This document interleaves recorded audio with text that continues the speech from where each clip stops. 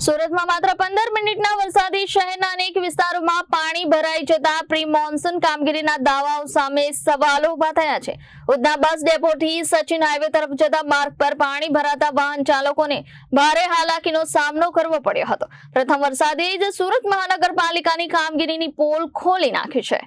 સુરતમાં પડેલા માત્ર 15 મિનિટના વરસાદે અનેક વિસ્તારોમાં પાણી ભરાવાની સ્થિતિ સર્જી હતી। ઉધના બસ ડેપોથી સચિન હાઈવે તરફ જતા માર્ગની એક બાજુ પાણીમાં ગરકાવ થઈ જતા વાહન વ્યવહાર પ્રભાવિત બન્યો હતો।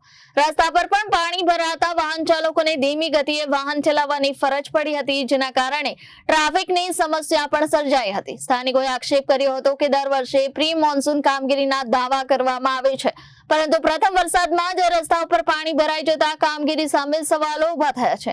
માત્ર થોડા સમયના વરસાદમાં જ પાણી ભરાવાની સ્થિતિ સર્જાતા સુરત મહાનગરપાલિકાની પ્રી મોન્સૂન કામગીરીની પોલ ખુલ્લી પડી હોવાનું લોકોમાં ચર્ચાઈ રહ્યું છે। Bureau report Janadesh news Surat.